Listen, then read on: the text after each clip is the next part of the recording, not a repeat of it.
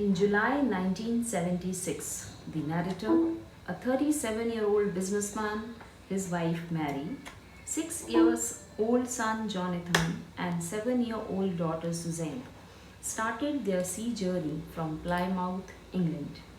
They wished to go round the world on a long sea journey just as Captain James Cook had done 200 years ago.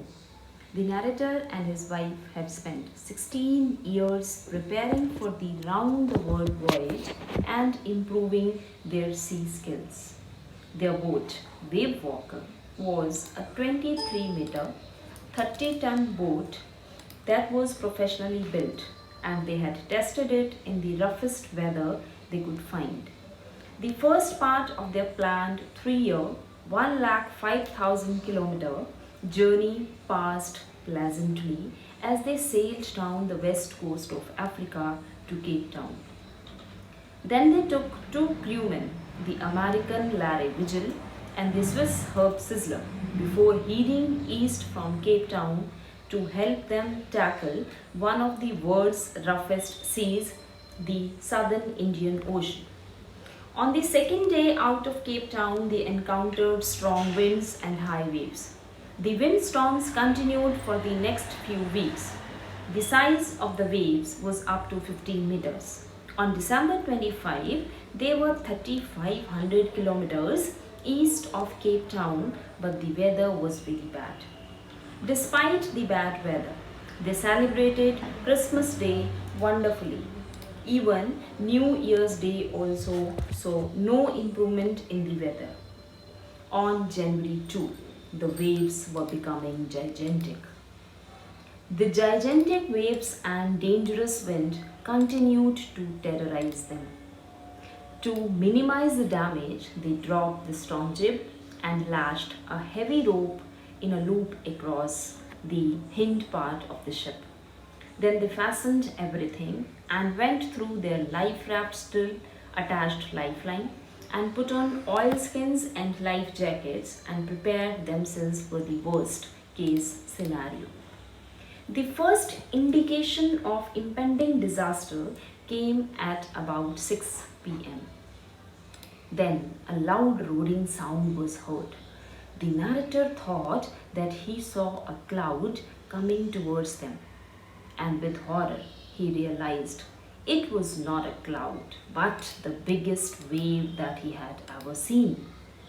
The wave hit the boat and a tremendous explosion hit the deck.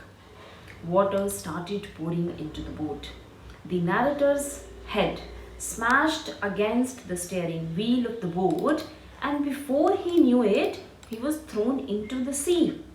He thought that he was going to die, but suddenly his head poked out of the water.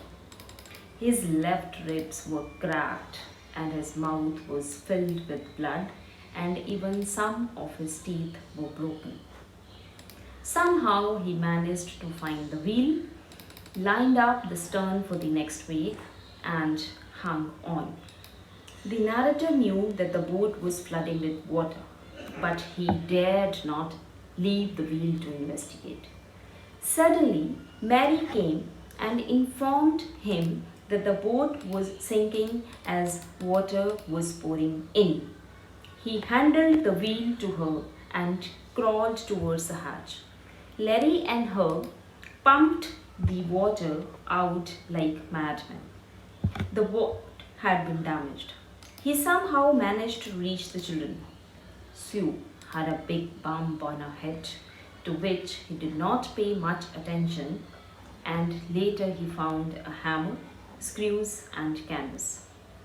Water continued to come in, but most of it could be prevented from entering the boat. But, children, this was not the end of their troubles. The hand pumps started jamming with the trash that was floating around the cabins. And soon their electric pump got short-circuited and the water rose threateningly. He managed to find another electric pump to drain out the water.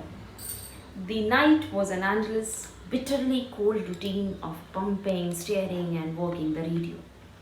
However, There was no response to their mayday calls as they were in a remote corner of the world. Sue's head had swollen alarmingly. She had two black eyes and a deep cut on her arm. She didn't tell the narrator more of her injuries as she did not want to worry him when he was trying to save them all. On the morning of January 3, the pumps had reduced the amount of water on board, and each of them took rest for 2 hours by turn. They had survived for 15 hours since the wave hit the wave but the boat was not strong enough to take them to Australia. The narrator knew that the boat wouldn't hold together long enough. He checked his charts and calculated that the only hope for them was if they could reach Isle Amsterdam, one of the two pinpricks in the vast ocean. Mary found some corned beef and cracker biscuits, and they all ate their first meal in almost 2 days. But their rest was short lived. The weather again started deteriorating, and on January 5, their situation was again desperate.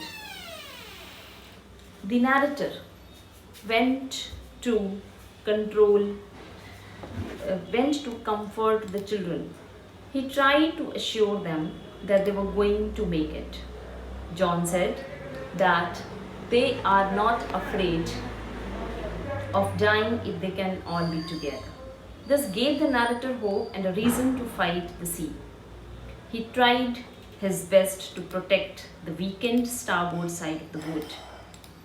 While he was at work, Sue came to him and handed him over a card. She had drawn caricatures of Mary and the narrator. The card said that she loved them both and hoped for the best. The narrator was filled with optimism and somehow they had to make it. The narrator made several calculations using a spare compass, made some adjustments, and asked Larry to steer a course of 185 degrees. He said that if they were lucky, they would see the island at about 5 p.m. And dejected, he went down to his bunk and fell asleep. It was about 6 p.m. when he woke up. He thought that they must have missed the island. Just then, John and Sue came to him and gave him a hug because he was the best daddy in the world.